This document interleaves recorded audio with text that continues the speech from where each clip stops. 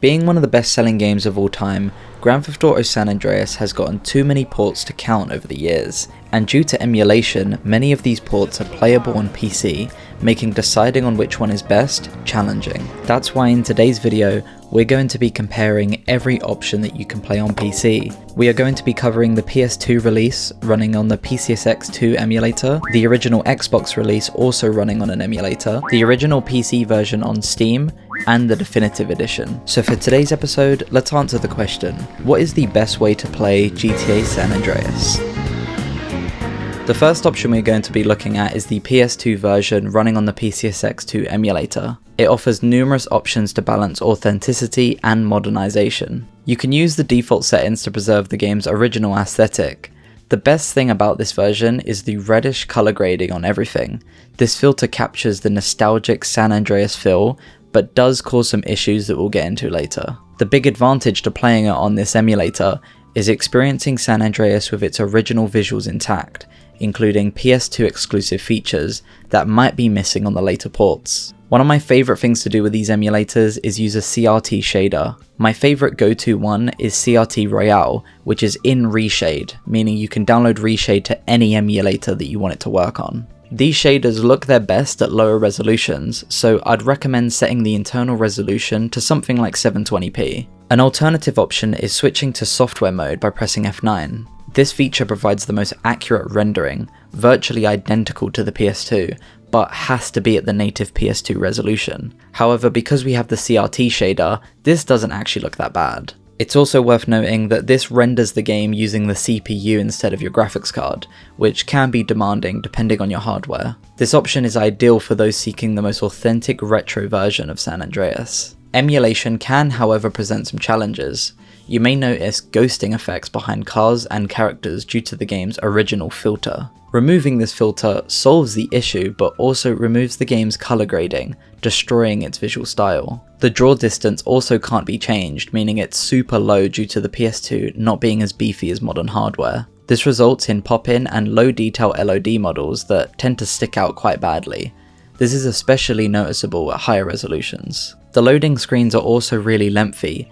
The PS2 version of this game actually has a 30-second timer regardless of hardware capabilities, whereas the other versions that we'll get to later have different loading times depending on your hardware. Here are the settings I've been using to get the game to look as clean as possible.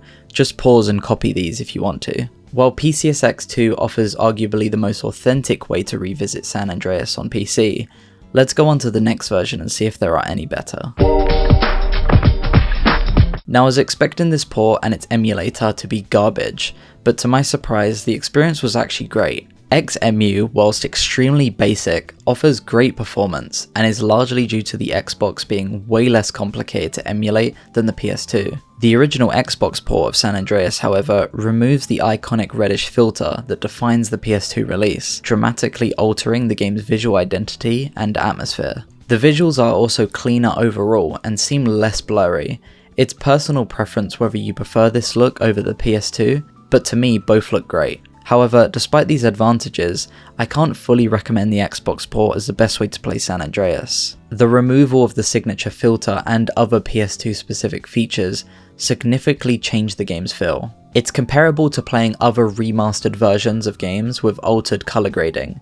It might look cleaner and modern, but it loses some of its original character. Think of Metal Gear Solid 3 without the green. A significant drawback is the lack of customization options when using xemu. Unlike PCSX2, which offers many settings to tweak, xemu provides far fewer ways to fine-tune your experience. This isn't the end of the world, but it's something worth noting. For example, there are no built-in native widescreen patches like there is for PCSX2. The Xbox version is stuck in a 4:3 ratio, and you can of course force 16:9, but it causes everything to be super stretched. The ghosting effect we also saw in the PS2 version is still present here as well, which can be quite distracting during gameplay. This version surprised me because the original Xbox version was actually so close to being the definitive version if it was not for removing the filter. If we could somehow combine the performance of the xemu emulator with the iconic visuals of the PS2 release, then we'd be set. But as we start to move on to look at the PC version, you'll see how mods might actually allow us to do this. The modding community has put in some serious work, and due to the customizing nature of PC games, it opens up a whole world of ways to enhance the experience. But before we get to that, let's just look at the base official PC port and see what that brings to the table.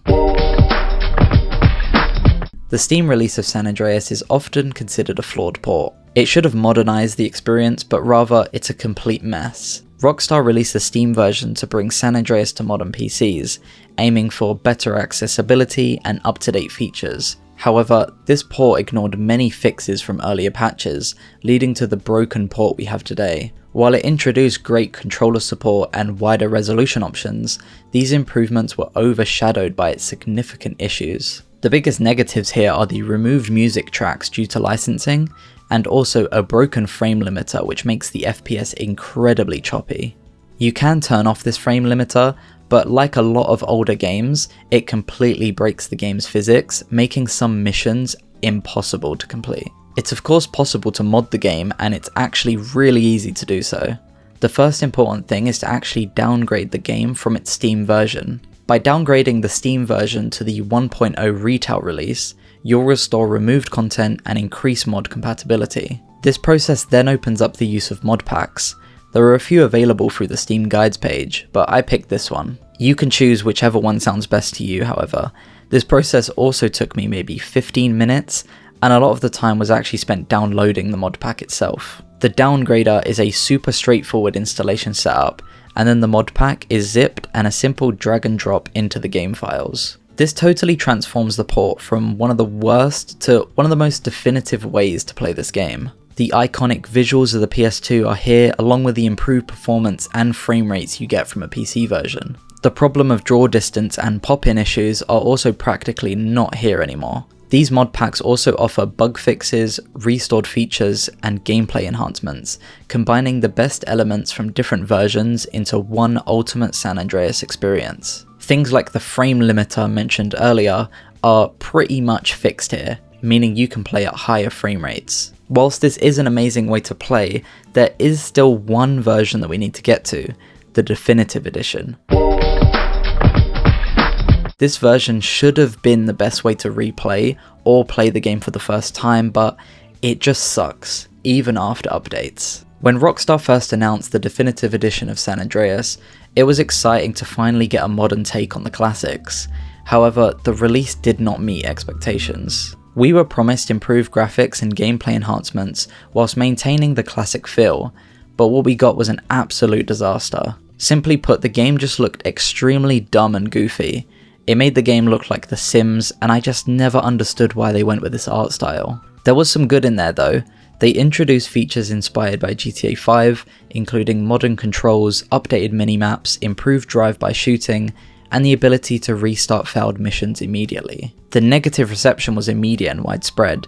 Many felt that this version failed to capture the essence of San Andreas, introducing new problems instead of enhancing the experience. Even after initial updates, visual glitches and performance issues persisted. There was a pretty big recent update that added the feature Classic Lighting Mode, which recreates the original game's atmosphere. It also came with significant improvements to weather effects, particularly the rain. While these efforts have improved the game, I just still cannot get behind it due to the foundation that is the art style. I don't think they're going to change it anytime soon. The definitive edition of San Andreas is in a better state than at launch, but it still struggles to fully capture the magic of the original. It's fun to play for those who want the modern controls and quality of life features, but I can only recommend this version to someone that has played the original thousands of times and just wants a different way to experience it, albeit a pretty strange way to do so. With multiple versions available, it's important to compare them directly. Now that we've gone through each version, let's examine how each version stacks up in terms of visuals, performance, and overall gameplay experience, and then decide which version I recommend you play. After exploring all these versions and tweaks, you might wonder which one comes out on top. The truth is, the best way to play San Andreas depends on your preference and priorities. We've seen that each version has its own strengths and weaknesses. The PCSX2 emulation offers that classic PS2 look. whilst emulating the original Xbox port provides smoother gameplay. The Steam version is easily the worst out of these three, but becomes super impressive with the right mods. And then the definitive edition, despite its improvements, still faces challenges with its art style. The key question here is, are you prioritizing that authentic retro experience or the most modern experience possible? For those craving nostalgia, the PCSX2 emulator is a no-brainer, and put a CRT shader on it as well if you want that full retro experience. If, however, you're after the best graphics and performance, a heavily modded Steam version is your best bet. It's going to give you the cleanest image whilst retaining that original style. After considering all the options though, I need to recommend the modded Steam version as the best overall experience. It offers a perfect blend of nostalgia and modern improvements, allowing you to customize the game to your liking. With the right mod pack, you can recreate the PS2 aesthetics whilst enjoying the better performance that comes with the PC version, as well as expanded content and a ton of bug fixes. However, each version has its merits, and your choice comes down to your personal preference. Whether you're looking for nostalgia or a modernized take on the classic, there's a version of San Andreas that fits your needs. I'm also interested to hear your thoughts. Which version of San Andreas do you prefer and why?